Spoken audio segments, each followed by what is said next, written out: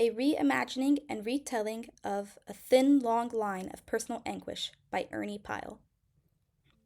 On June 17, 1944, journalist Ernie Pyle walked among the aftermath of the Normandy beach attack.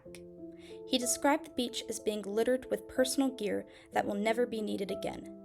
Most people remember the attack on Normandy Beach as a brutal manslaughter, and in truth it was.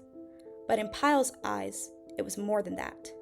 It was the mass murder of individual men.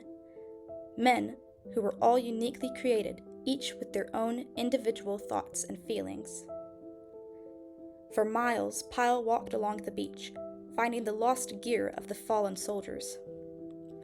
He found small, insignificant human necessities, such as toothbrushes, razors, socks, and extra trousers.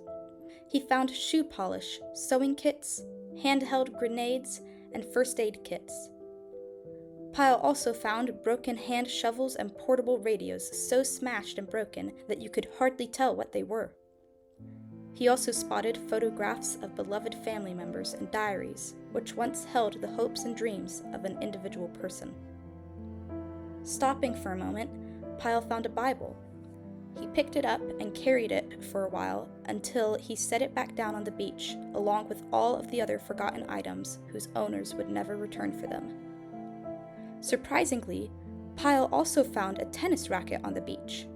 One of the soldiers must have had high hopes for making it into France, where during his free time he would play a game of tennis.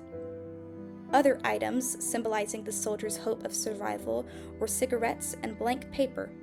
These soldiers, who were now dead, had hoped to relax and smoke for a while in France while they wrote letters to their loved ones back home. Loved ones who would never hear from them again. Finally, Pyle looked up and observed fresh men rushing various supplies around, trying to support those pushing into France. Other squads of men examined any useful weapons left on the beach from the previous battle. Pyle turned around and saw a young man lying on the sand, whom he thought was dead. However, the man was only sleeping. The boy was very young and very tired. He clutched a rock in his hand while he slept. Pyle looked at him for a long time before moving on.